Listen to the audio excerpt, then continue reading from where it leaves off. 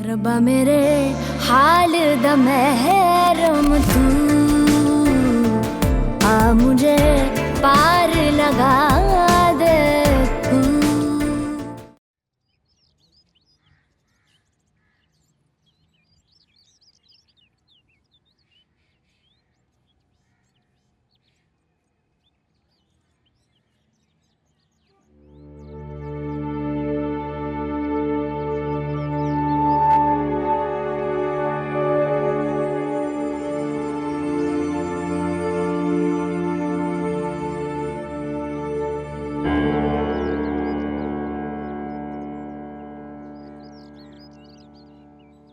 معذرت میخوام. خواب بودم، حواسم نبود. اشکالی نداره. شما اینجا پیش ارسلان بمونید، من میرم شیشه شیرشو بیارم. تو برو، حواسم هست.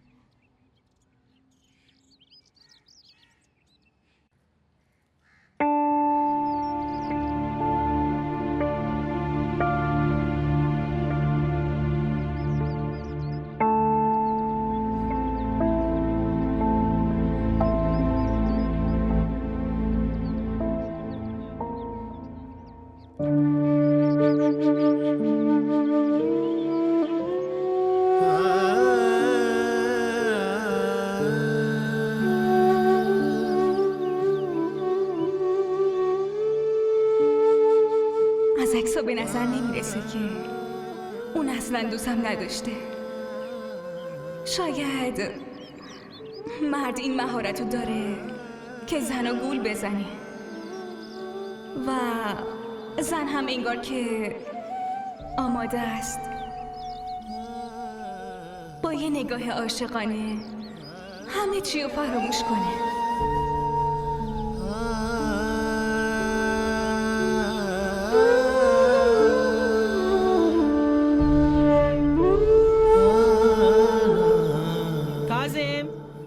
کاظم برو برای خواهرت خوراکی بیار، الان بیدار میشه سر و صدا میکنه. مامان جان، سر و صدا کردن که کار هر روزشه. میدونین که بدون دعوا روزش نمیگذره. دخترم تو امروز زود بیدار شدی. چی داشتی به مامان میگفتی؟ بدون دعوا کردن روزم نمیگذره؟ آره خب راست میگفتم، دروغ که نگفتم. باشه حالا برو برای خواهرت خوراکی بیار. الان که اصلا نمیرم، مخصوصا برای این. هر کی هرچی نیاز داره خودش بره بیاره. منو دیوونه کردن تو این خونه. مامانی چقدر بیادب شده، زبون درازی میکنه. تو هم بدون فکر هرچی از دهنت در میاد میگی. دختر اون بچه که نیست، هرچی دلت خواست بهش بگی و به حرفت گوش بده. اون دیگه بزرگ شده. توی یه روز از من و عادتام دیگه بدتون اومده مامان. همین کاظم بود که به خاطر من دعواش میکردین، اما امروز مردم راست میگن. بعد از ازدواج مادر و دخترشون رو غریبه میدونن. توی این خونه هیچ که برای ورزش قائل نیست. وای خدا، دعوای این دوتا خواهر برادر شروع شد. حالا من باید التماسشون کنم، بهشون غذا بدم، براشون خوراکی بیارم. وای چیکار کنم؟ وای خدا، اینا دیوونم کردن.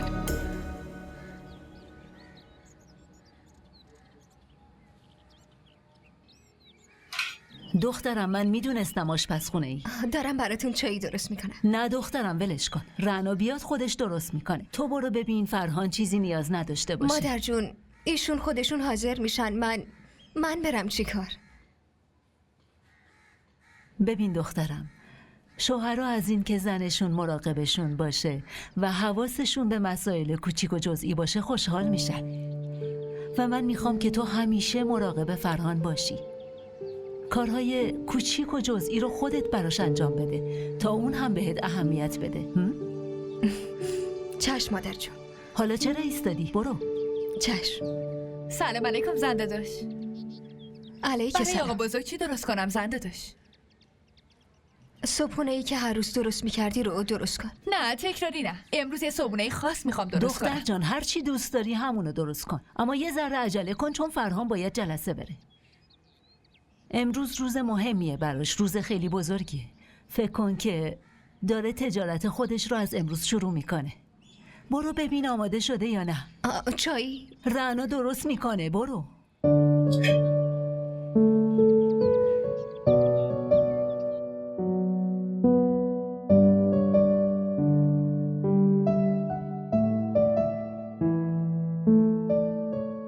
دفعه قبل زرین گفتم دکمه‌شو بدوز. الان باید یه لباس دیگه بپوشم.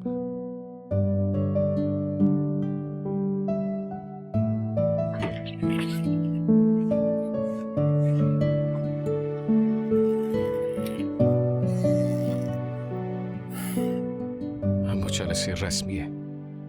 اوف. این که اصلا مناسب امروز نیست. با سیاه رنگ سفید خوبتر به نظر میرسه. میدونم که با رنگ سیاه سفید خوب به نظر میرسه، اما چرا این نیست؟ شما پیرنو در بیارین، من دکمه‌شو فوراً میدوزم. نه بابا، همین الانم دیر شده. اگه دیرتر بشه ممکنه همکارام عصبانی بشن. دارید با حرفای الکی وقتتون رو هدر میدید. پیراهنو بدین به من، فوراً دکمه‌شو میدوزم.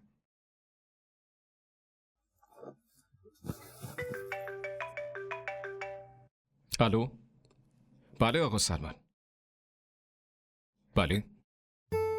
شما نگران نباشین، من سر وقت سر جلسه میرسم. بله ببخشید. نه با شما نبودم، داشتم میگفتم من سر وقت جلسه میرسم. شما اصلا نگران نباشین، من سر ساعت اونجا میرسم. باشه ممنونم. در بیارم؟ تموم شد. ممنون.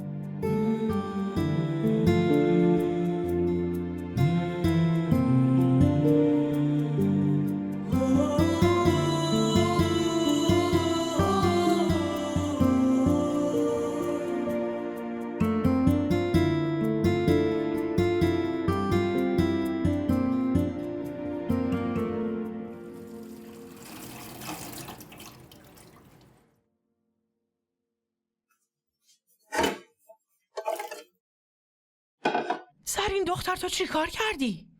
چی شده مامان؟ دارم غذا درست میکنم. دختر من این همه گوشتو واسه 4 وعده درست میکنم. ببین پس دیگه آبگوش درست کن. من نمیخوام امروز آبگوش بخورم و غذا بس میکنه. چرا نگران هستی؟ آره بس میکنه چون یه عالمه گوشته. مامان هر بار چرا یه حرفو تکرار میکنی؟ مگه من چه گناهی بزرگی انجام دادم؟ ببین زرین، من آبجی سعدیه نیستم که کارای سر خودت رو تحمل کنم. توی اون خونه هر کاری میکردی و هر چیزی که میخواستی بپزی، هیچکی بهت چیزی نمیگفت. اما اینجا این مواد خوراکی یه ماهمونه، باید با احتیاط مصرف کنی. اگه میخوای اینجا بمونی، باید به روش ما زندگی کنی. نمیخوام به روش شما زندگی کنم. این غذا برای خودتون باشه. حتی فریزش کنید و خودتون کم کم بخورید و به اون پسر عزیز و احمقتون بدید. آره به پسر عزیزم میدم بخوره. حداقل با من زبون درازی نمیکنه اونجوری که تو میکنی. شما از من و حرفای من خوشتون نمیاد. از این به بعد جلو چشمتون نمیاد. به خاطر همین زبونت مجبور شدی برگردی به این خونه. زبونت اگه خوب بود هیچ وقت خونه بابات بر نمیگشتی. نگاه کن همه گوشتا رو هدر داد.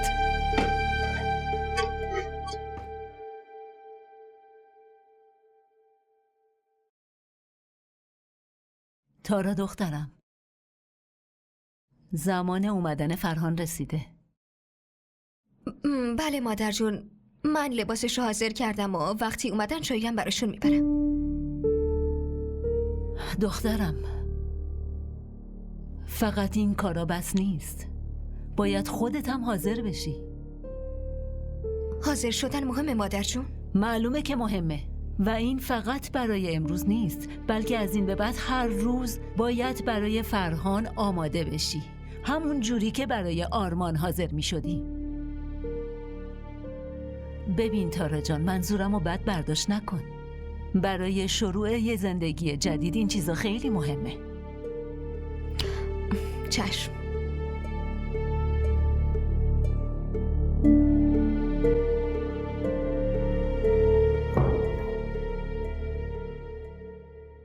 سلام علیکم.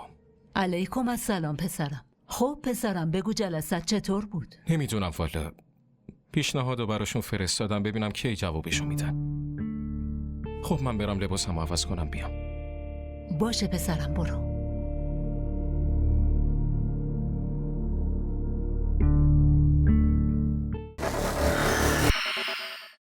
जा तुझे माफ किया दिल को तोड़ने वाले सितम है खुदाया क्यों प्यार बनाया जो लूटे दिल का जहां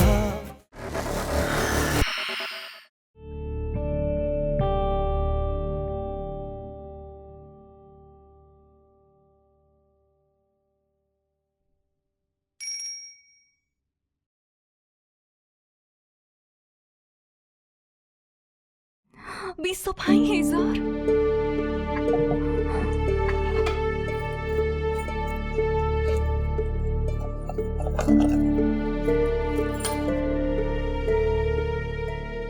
این کارت بانکی ما کجا گذاشتم؟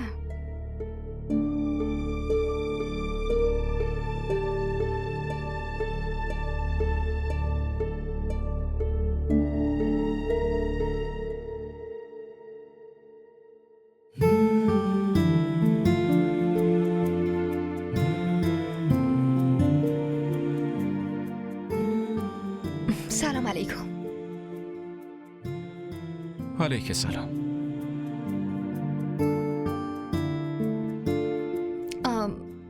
شامتون رو گرم میکنم. شما لباستون عوض کنید.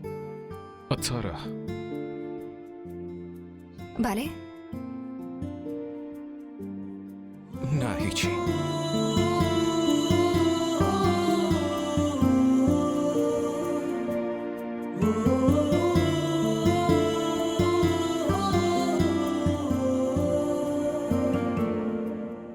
کاظم کجاست؟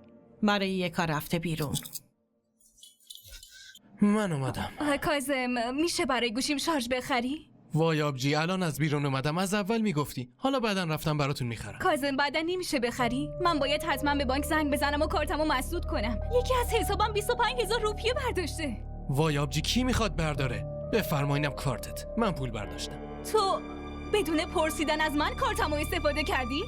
آبجی چت شده؟ قبلا هم از کارتت پول برمی داشتم. نکنه میمیری؟ نکنه میمیرم؟ تو عقلت سر جاشه؟ زرین تو عقلتو از دست دادی؟ داداشتو کتک زدی؟ من نه، بلکه این عقلشو از دست داده. اگه پول میخواستی خب به من میگفتی بهت میدادم. اما شما بدون پرسیدن هر چقدر دلتون میخواد برمیداری. برای شما دوتا من فقط حساب بانکی هستم. تو این خونه دیگه ارزشی ندارم. ارزش تو امروز نشون دادی که من و داداشت پیش تو چقدر ارزش داریم. اگه پولتو خرج میکنیم منتش هم میزنیم. منت نذارم بس چی کار کنم؟ شما دوتا با من درست حرف نمیزنید، اما وقتی بحث پول میشه رفتارتون خوب و شیرین میشه. از وقتی برگشتم فقط 1-2 بار با من همدردی کردین. گاهی پرسیدید که من چه حالی دارم. اصلا گفتید که زرین تو اصلا ناراحت نباش، ما کنارت هستیم. آبجی تو اخلاقت همین جوریه. ما هم نمیتونیم کاریش بکنیم. لازم نیست اینقدر هرس بخوری. این 10,000 روپیت و اما میمونه 15,000 تاش که بعدم بهت پس میدم. الان راحت شدی دختر که دل داداشتو شکستی؟ دل شکسته اونو میبینید اما جیگر سوخته شده منو نمیبینید. اصلا تو عادت داری هرس بخوری و بسوزی. هیچ کسی رو نمیتونی خوشحال ببینی. به همه حسودی میکنی و اومدی رو سرمون سوار شدی. شما چه جور مادری؟ چند روز دخترتون خونتون بود و نتونستید تحمل کنید. من از این خونه میرم، از جایی که همیشه تحقیرم میکنن. آره برو منم علاقه ای ندارم اینجا نگهت دارم. کاری به غیر از جیغ جیغ کردن نداره. بالای جونم شده.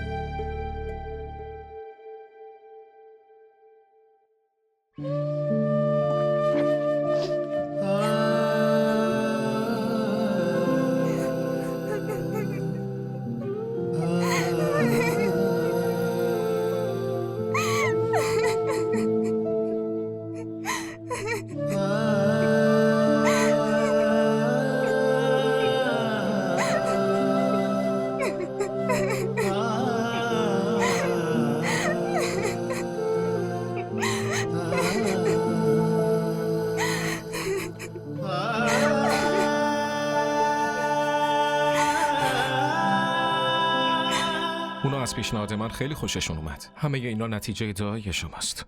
پسرم در کنار دعاهای من قدم خوب تارا دخترم هم هست. اول از همه دهن تارا رو شیرین کن. یالا خودت شیرینی رو بهش بده. تارا تو میدونی شرکت اولین قراردادش رو گرفت. خیلی بهتون تبریک میگم.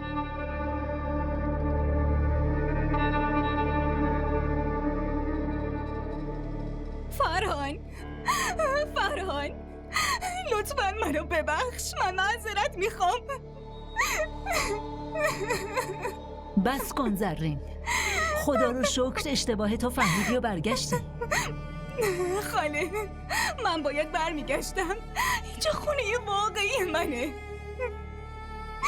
خب خیلی خوبه، تو زود فرق عزیزات و غریبه ها رو تشخیص میدی. حالا که اومدی امیدوارم اشتباهات گذشته تو تکرار نکنی و پیوند خودتو فرهان و عاقلانه پیش ببری.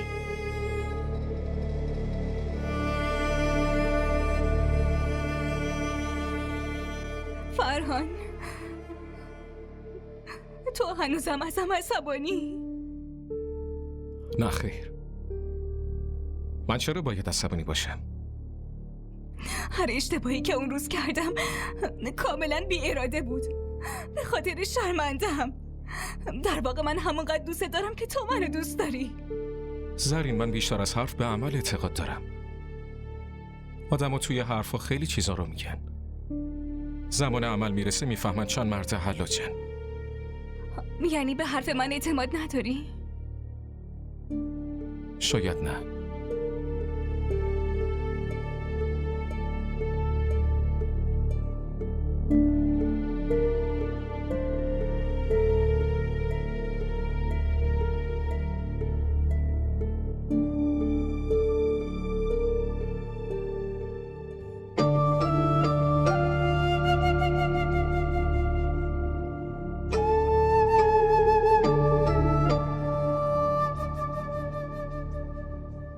مادر جون گفته بود ممکنه یه مدت دیگه بیاد. الان چی میشه؟ آروم باش. حالا که زود اومده چی شده؟ اینجا اتاق اونه. با دیدن من اینجا خیلی عصبانی میشه، خیلی سر و صدا میکنه. تو اینجا چی کار میکنی؟ و عکسای من از اینجا کجا رفتن؟ من برشون داشتم. توی اتاق من و تارا اون عکس‌ها عجیب به نظر میرسید. چی؟ توی اتاق تو و تارا؟ معنی این جمله چی بود؟ این کجاش مبهمه که نفهمیدی؟ در ضمن تو که خیلی فهمیده ای نه؟ عکس‌ها توی این اتاق نیستن. تارا اینجا حضور داره، پس معنی چی میتونه باشه؟ متوجه دیگه. و اگه بازم نفهمیدی اینو بهت میگم که تارا و بچهش تو این اتاق میمونن. الان دیگه اتاق این است. و من کجا برم فرهان؟ برای تو یه اتاق دیگه آماده کردیم. همه ی وسایل تو جوری که تو دوست داری گذاشتن. اما من این اتاقو دوست دارم فرهان. من اینجا یه عالم خاطره دارم. تو چطور میتونی با همچین کاری بکنی؟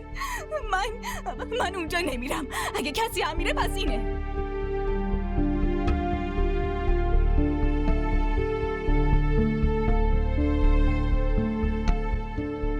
تو هیچ جا نمیری. همینجا میمونی. اما ببین گفتم برای اون یه اتاق دیگه آماده کنن. اگه توی اون اتاق میره که خوب، وگرنه برگرده خونه مادرش.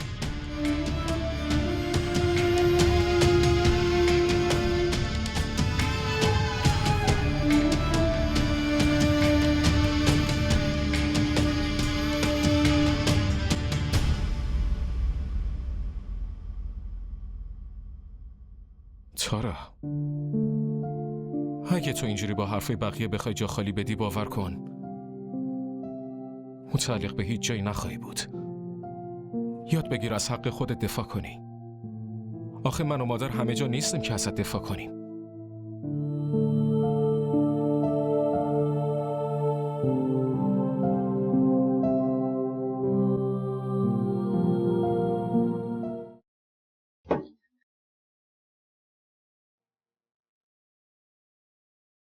هر چقدر من کنار بیام شما منو مجبور میکنین دعوا را بندازم. چه نیازی بود اونو به اتاق من ببری؟ مثلا میخوای چی رو ثابت کنی؟ من تو این خونه نمیخوام چیزی رو بهت ثابت کنم. حالا که دوباره برگشتی پس یادت باشه هیچ گونه زیاده روی و بیادبی تو کسی تحمل نمیکنه. اگه میخوای اینجا بمونی پس با آرامش اینجا بمون. چقدر توی چشمات برای من حس غریبیه. انگار سالهاست با من غریبه ای. مردم راست میگن، شرایط خیلی زود عوض میشه. اما تو حتی زودتر از شرایط عوض شدی.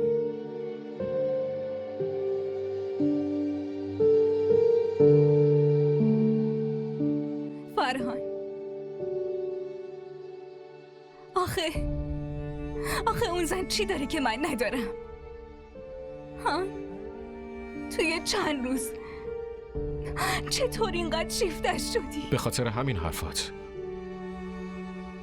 من از همین حرفات دل سرد میشم.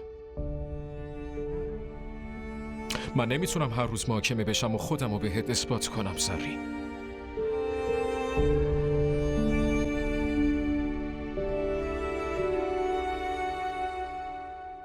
تو خیلی عوض شدی فرهان.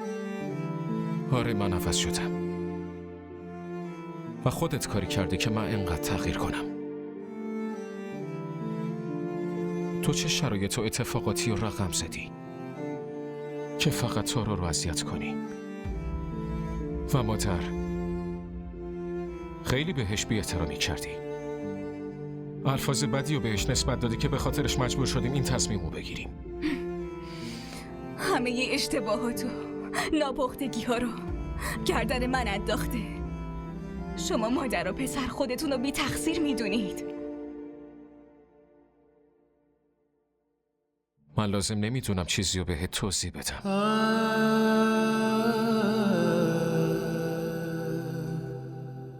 کجا داری میری فرهان؟ فرهان!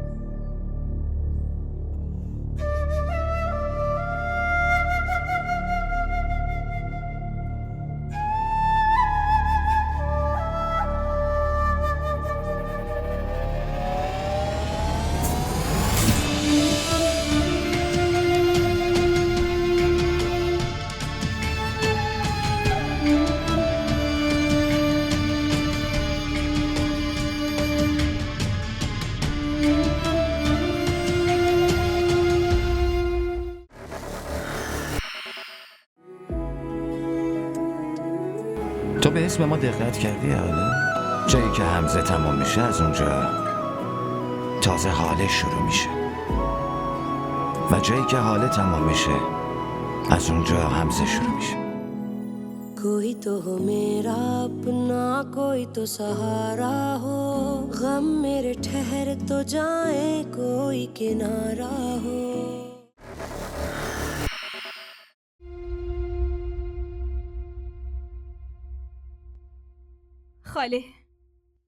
خاله شما با فرهان حرف بزنید. شما گفتیم با تارا ازدواج کنه، من هیچی نگفتم. گفتید شوهرم رو شریک بشم، من این کارو کردم.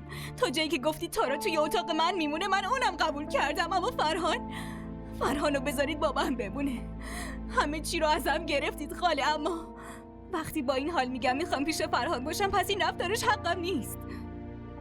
فرهان یه وسیله بازی یا یه شیء گوشه خونه نیست که تو هر وقت دلت خواست از خودت دورش کنی و هر وقت خواست پسش بدم. زرین دخترم همین رفتارای بچگانه و احمقانت فرهانو از تو دور کرد. حالا به جای اینکه منطقی پیش بری تو بازم داری لجبازی میکنی. این لجبازی نیست خاله. اگه من میخوام که شوهرم کنار من باشه پس این اشتباه نیست. فرهان الان شوهر تارا هم هست. اون کجا میمونه و کجا نمیمونه این تصمیمو خودش میگیره و توی این مسئله هیچ کمکی نمیتونم بهت کنم. دیگه توی این خونه و زندگی فرهان باید خودت برای خودت جا پیدا کنی.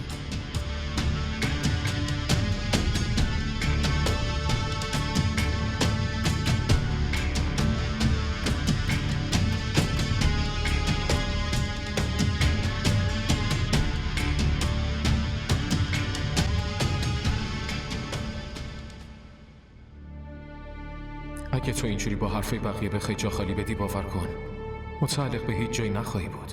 یاد بگیر از حق خودت دفاع کنی. چی شده امروز غذا نداریم؟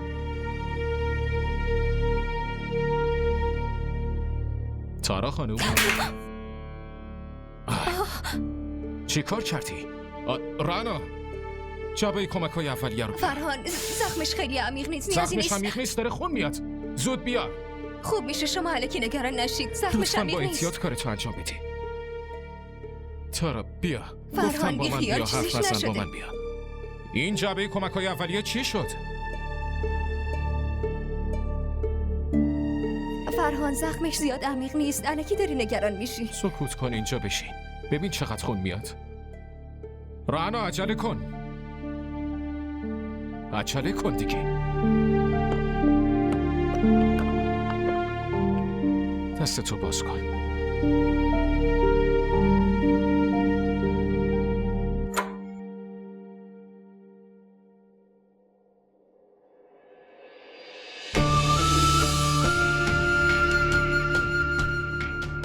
از پیش این خانم اگه فرصت پیدا کردی اینم به یادت بیار که تو یه زن دیگه هم داری.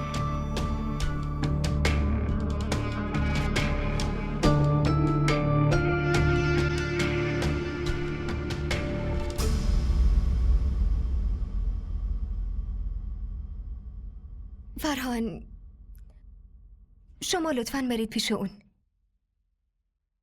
اون همینجورش هم ناراحته. من نمیخوام به خاطر من بیشتر از این ناراحت بشه. بعد این همه اتفاق بازم نگران اونی؟ ولی اون همسرتونه و اگه منطقی فکر کنیم در حقش بی‌انصافی شده و دلیل اون بی‌انصافی منم. من خیلی حس بدی دارم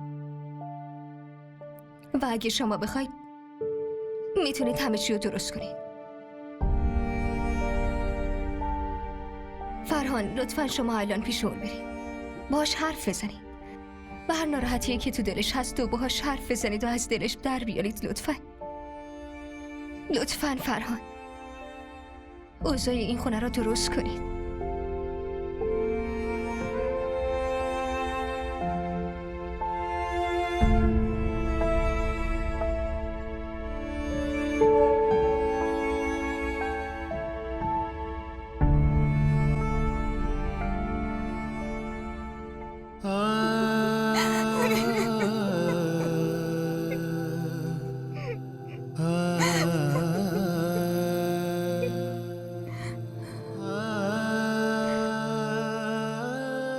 تو اونم اینجا.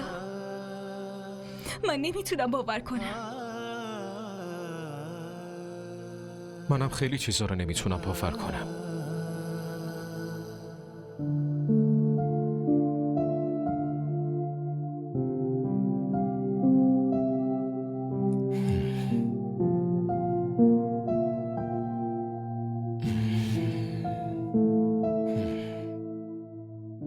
کاش یه ذره از عقلت کار میگرفتی. اون وقت تو این شرایط نبودیم. بگذاریم. حالا هر اتفاقی میخواست بیفته افتاد. اما از این به بعد تلاش کن بیشتر از این خرابکاری نکنی. این خواهش من از توه. برای برقراری آرامش تو این خونه باید با شرایط این خونه کنار بیایی. میتونم کنار بیام اما نمیتونم تو رو شریک بشم فرهان. میتونم. برای تو این سخته، اما باید این کارو بکنی چون که مجبوری.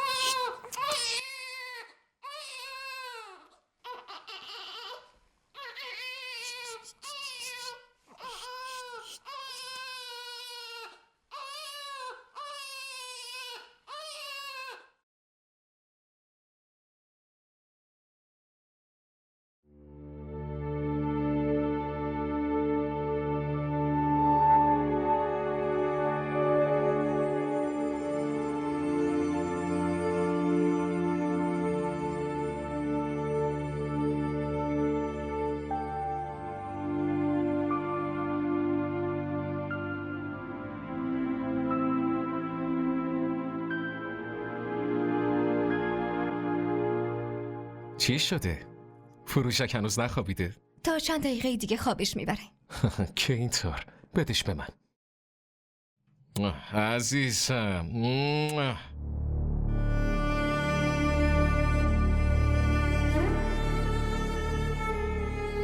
من خیلی دلتنگت بودم.